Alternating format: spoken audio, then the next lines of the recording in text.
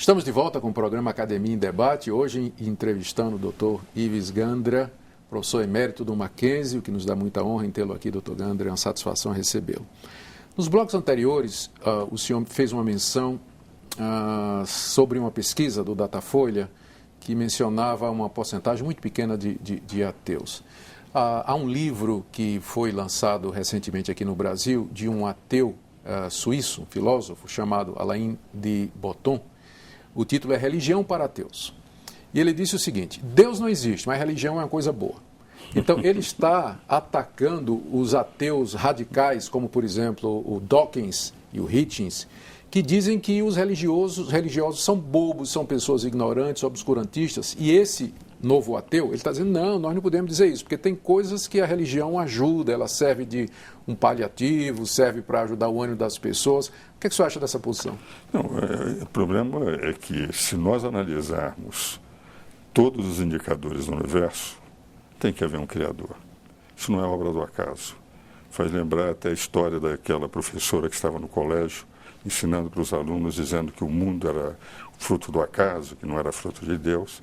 Quando saiu para o recreio, voltou, estava escrito na quadro negro, a professora é uma burra. E ela ficou irritada, disse, quero saber quem é que disse isso.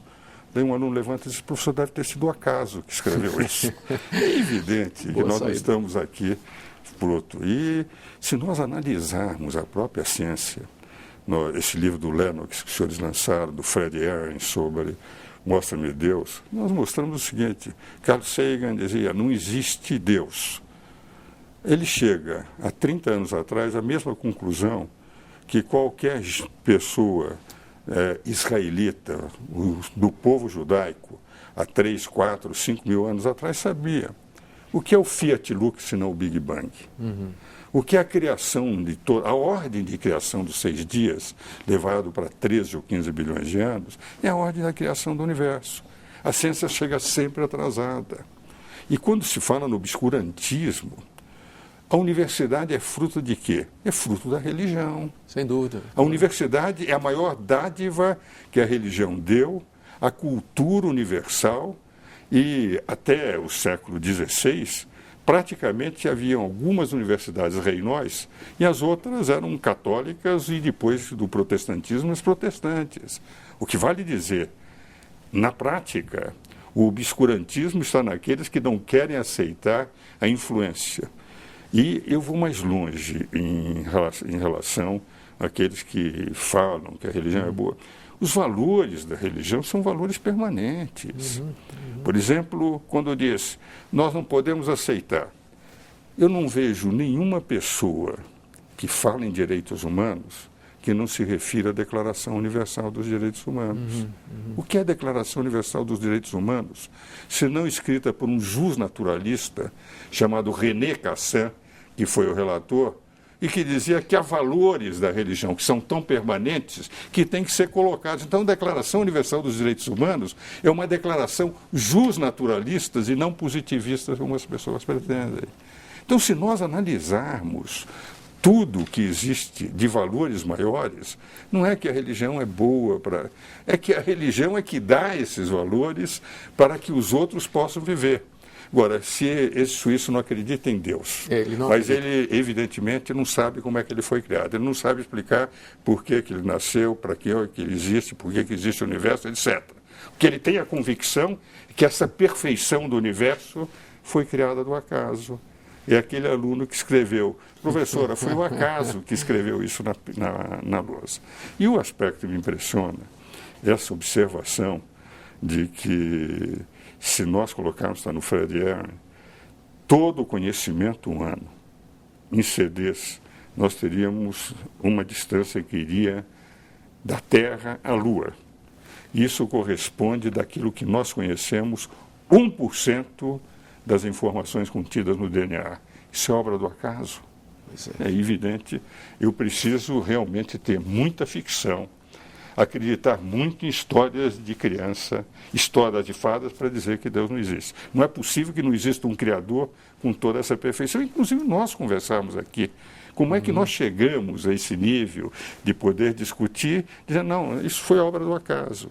É muito mais fácil acreditar em Deus pela lógica, pela razão, do que negá-lo. Aliás, Toynbee, esse grande historiador do século passado, que não acreditava em Deus, disse, o que mais me irrita é que eu não consigo provar que Deus não existe. Ele escreveu isso na Humanidade e Mãe Terra. Pois é.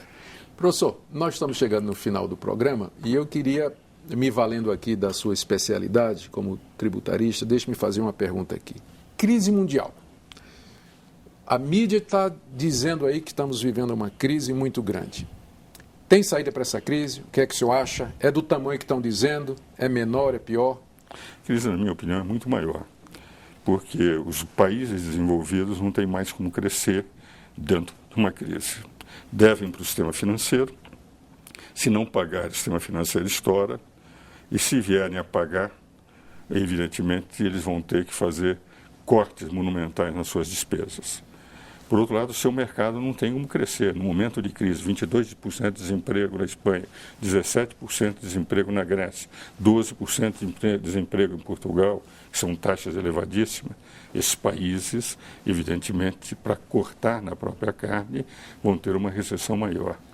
Os países emergentes, com China, Brasil, etc., eles podem crescer para dentro, porque o seu mercado não atingiu o ponto de exaustão dos mercados europeus. Mas nós estamos, a meu ver, no começo da crise. O problema da Itália, por exemplo, é um problema sério. 120% ou 130% do PIB de dívida. O problema dos Estados Unidos é 100% de dívida e o teto de 900 bilhões de dólares que eles conseguiram, em 2012 eles vão ter que aumentar. E isso é dívida que se expande de um dinheiro que já não existe mais e que é o lastro de todo o sistema financeiro mundial. Então, nós estamos numa crise grande e o grande desafio é saber como é que nós vamos enfrentar, conseguir manter um mínimo de atendimento social, de desenvolvimento, tendo que fazer os cortes brutais para que não se estoure o sistema financeiro, e o sistema financeiro é que alavanca o desenvolvimento. Então, eu, pessoalmente, sou muito pessimista de uma solução rápida da crise em relação aos países desenvolvidos. Os países emergentes, por incrível que pareça, porque tem mercados em expansão, podem crescer para dentro, eu tenho a impressão que eles vão sofrer, mas menos que os países desenvolvidos. Nós esperamos que nosso Deus tenha misericórdia e compaixão de nós nesses dias difíceis pela frente. Muito obrigado pela sua audiência, esse é o programa Academia em Debate. Dr. Gandra, muito obrigado pela sua presença aqui conosco. O privilégio está sempre no Mackenzie. Para quem foi titular de Direito Constitucional aqui até 1992 e teve nessa casa sempre a acolhida que teve, é para mim sempre um privilégio quando eu estou na universidade. Muito obrigado, doutor. Você pode nos escrever e fazer suas perguntas, tirar suas dúvidas. Pode mandar um e-mail para academiaemdebate@mackenzie.br. Nós teremos prazer em atendê-lo. Muito obrigado pela sua audiência e até o próximo programa.